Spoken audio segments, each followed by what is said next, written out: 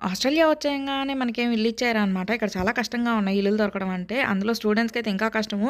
ఇంకా కపుల్స్ వచ్చారంటే అస్సలు చెప్పాల్సిన అవసరం లేదనమాట. ఎంత కష్టమో అంటే మన ఎల్‌కేజీ నుంచి ఇంజినీరింగ్ వరకు చదవడానికి ఎంత కష్టపడ్డామో అంతకు మూడింతలు ఉంటుందనమాట. 10 మందికి కలిపి ఒక రోజు ఒక టైమింగ్ అట్లా ఇస్తారు. ఆ టైంకి మనం అటెండ్ అవ్వాలి. 40 హౌసెస్ నుంచి 50 హౌసెస్ తను తిరిగాడనమాట.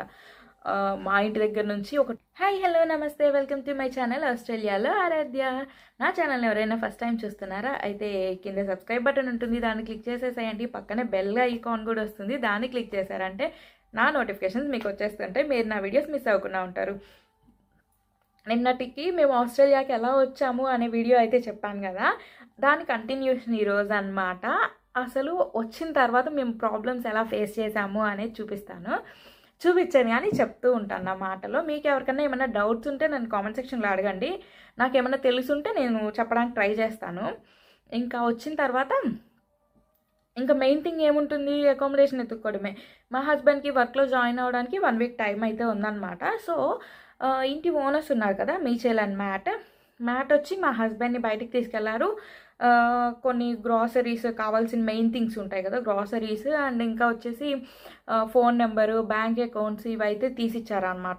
ఎలా చేసుకోవాలి, ఎక్కడికి వెళ్ళాలి అనేది అయితే చూపించారు. అది ప్రాసెస్ కంప్లీట్ అయిపోయింది. ఇంకా అసలు ప్రాసెస్ ఇక్కడ మనం రూమ్ ఎత్తుక్కోవాలి. మనం సొంతంగా ఉండడానికి ఒక ఇల్లు ఎత్తుక్కోవాలి కదా. ఆ ఇల్లు ఎత్తుక్కునేది ఎలా జరిగింది అంటే, ఇక్కడ ఎత్తుక్కోవడానికి కొన్ని సైట్స్ ఉంటాయి. గమ్ట్రీ అని, మార్కెట్ ప్లేస్ అని, ఇంకా ఫేస్బుక్లో కొన్ని గ్రూప్స్ కూడా ఉంటాయి అన్నమాట. కానీ వీటిలో చాలా వరకు స్కామ్లు ఉంటాయి.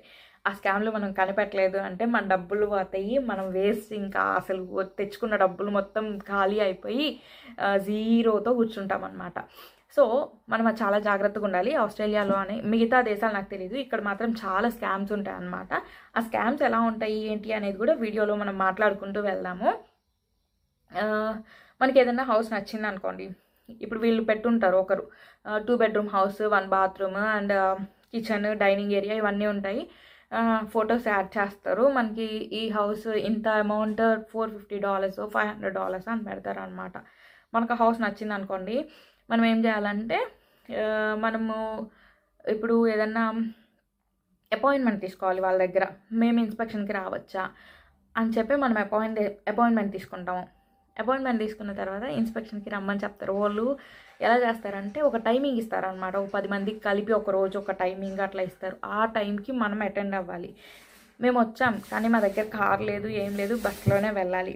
మా హస్బెండ్ ఒక్కడే వెళ్ళేదనమాట. నేను వెళ్ళేది లేదు, ఇంట్లో ఉన్నదాన్ని. చిన్న పాప ఉంది కాబట్టి నేను ట్రావెల్ చేసేదాన్ని కాదు. మా హస్బెండ్ ఒక్కటే వెళ్ళేది. అట్లాగా ఆల్మోస్ట్ 40 హౌసెస్ నుంచి 50 హౌసెస్ తను తిరిగాడనమాట. మా ఇంటి దగ్గర నుంచి ఒక 2 కిలోమీటర్స్ ఉంటుంది బస్ స్టాప్కి.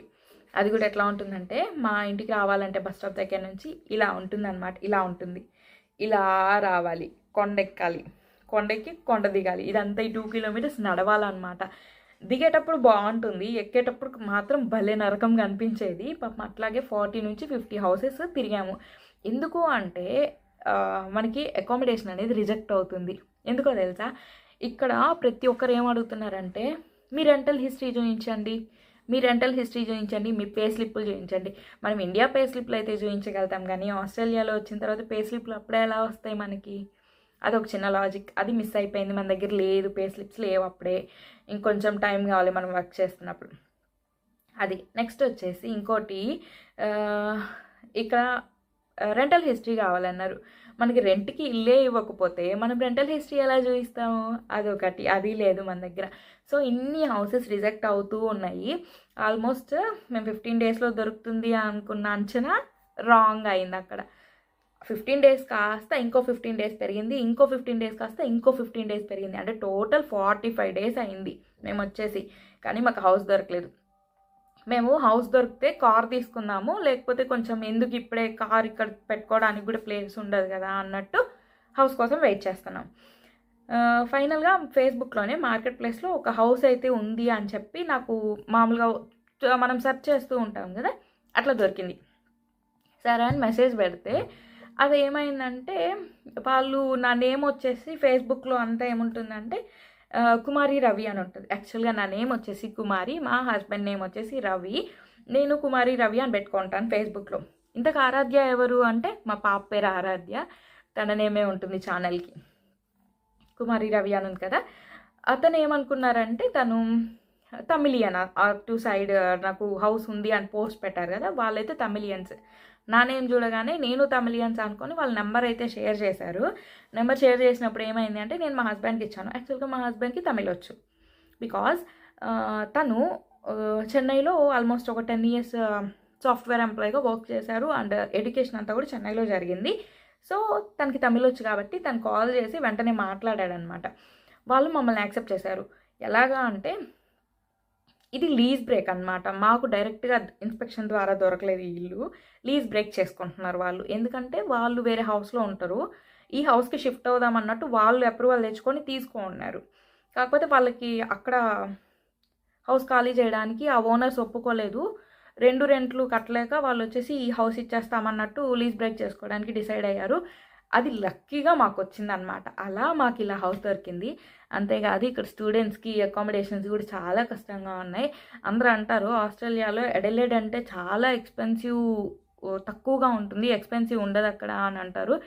అది ఒకప్పటి రోజుల్లో ఎక్స్పెన్సివ్ తక్కువే ఉండేదంట. ఐ మీన్ కరోనాకు ముందు ఎక్స్పెన్సివ్ తక్కువే ఉండేదంట, కానీ ఇక్కడ ఎక్స్పెన్సివ్స్ ఇప్పుడు అన్నీ చాలా ఎక్కువైపోయాయి.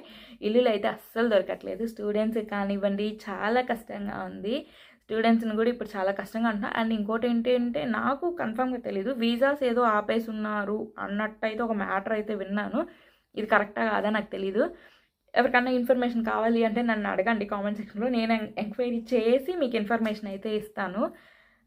స్టూడెంట్స్కి అకామిడేషన్స్ ఎలా ఉంటాయి అంటే ఇప్పుడు ఫ్యామిలీస్, ఇప్పుడు మేమే ఉన్నాం అనుకోండి, ఎగ్జాంపుల్కి 2 bedroom హౌస్ మేము తీసుకున్నాం అనుకోండి, మేము 1 bedroom సరిపోతుంది మాకు, ఇంకో బెడ్రూమ్ వేస్ట్ అవుతుంది కదా, అది షేరింగ్కి ఇచ్చేస్తారనమాట వేరే వాళ్ళకి. అంటే స్టూడెంట్స్ వస్తారు కదా వాళ్ళకి షేరింగ్కి ఇస్తారనమాట, వాళ్ళు షేర్లో ఉంటారు, అట్లాంటి వాళ్ళకి ఇస్తున్నారు. అవి కూడా చాలా తక్కువైపోయినాయి రూమ్స్, అవి అయితే దొరకట్లేదు. ఇంకో విషయం తెలుసా, అట్లాగనేసి ఇల్లు లేవా అంటే లేవు అని కాదు, చాలా ఇల్లు ఖాళీగా ఉన్నాయి. ఇంకొకటి ఏంటో తెలుసా, ఇక్కడ ఓనర్స్ మనకి డైరెక్ట్గా ఎప్పుడు మాట్లాడరు. ఇక్కడ ఓనర్స్ ఎవరు అనేది కూడా ఎవరికి తెలీదు. ప్రతి ఒక్క ఇంటికి ఒక ఏజెంట్ ఉంటాడు. మా ఇంటికి ఒక ఏజెంట్ ఉంటాడు, పక్క ఇంటికి ఒక ఏజెంట్ ఉంటాడు. ఇప్పుడు ఎట్లాగంటే మా హౌస్, మేమున్న హౌస్ 20 flats ఉంటాయి. ఇక్కడ ఫ్లాట్స్ అనరు, యూనిట్స్ అంటారు.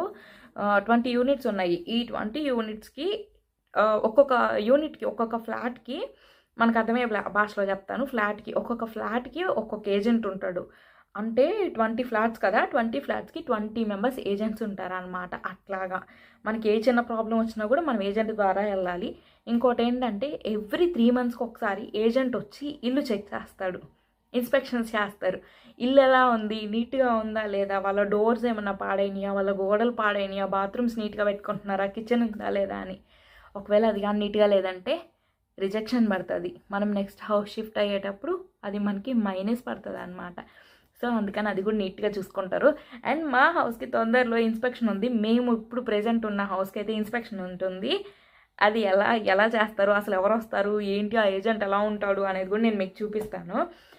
ఇప్పటికి వీడియో చాలా లెంత్ అయిపోయింది. మీకు ఇంకేమైనా డౌట్లు ఉన్నాయా, ఆస్ట్రేలియాకి ఎలా వెళ్ళారు కానీ ఇంకా ఏమన్నా డౌట్స్, వీసా పరంగా కానివ్వండి, ఎడ్యుకేషన్ పరంగా కానివ్వండి, యూనివర్సిటీస్ పరంగా కానీ ఏమైనా డౌట్స్ ఉంటే కామెంట్ సెక్షన్లో అడగండి. నాకు తెలీదు, తెలుసుకొని మీకు ఇన్ఫర్మేషన్ అయితే ఇస్తాను. ఈ రోజుకి బాయ్ బాయ్.